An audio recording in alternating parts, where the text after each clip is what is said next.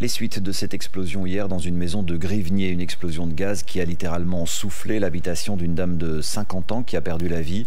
Aujourd'hui, les riverains évacués reviennent dans leur quartier et découvrent aussi l'étendue des dégâts très impressionnants. Vincent Jamoul de Nistrel. En prenant de la hauteur, face au vide entre les maisons, face à l'étendue des débris, la violence de l'explosion est encore plus visible. De l'arrière de sa maison, Léon observe les débris projetés dans le jardin de sa voisine. C'est impressionnant hein, parce que bon, on voit ça à la TV, mais bon, quand ça arrive chez soi, ben, pas chez moi, mais près de chez soi, c'est vrai que... L'eau, le gaz et l'électricité ont été rétablis dans la plupart des maisons de la rue. Juste en face, Christian a dormi sur place dans une maison sans fenêtre. Toutes les fenêtres avant, une partie arrière. Il fait un peu noir là chez vous. Oui, il fait très noir maintenant. Je suis emmuré vivant presque. Hier matin, Nathalie et Thierry profitaient du sud de la France. Les vacances sont terminées.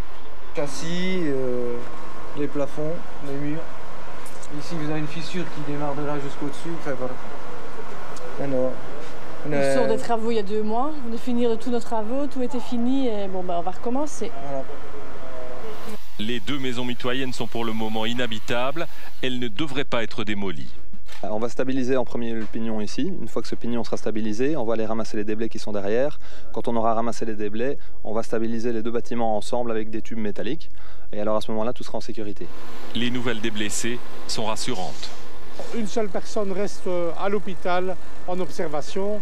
Les 6 autres blessés légers sont sortis des hôpitaux. L'enquête a permis de confirmer qu'il s'agit bien d'une explosion due au gaz, mettant hors de cause le réseau de distribution de la ville. Selon certaines informations récoltées sur place, la locataire de la maison, une dame de 50 ans, retrouvée morte sous les décombres, aurait euthanasié ses animaux de compagnie la veille de l'explosion. Information qui accréditerait la thèse du suicide.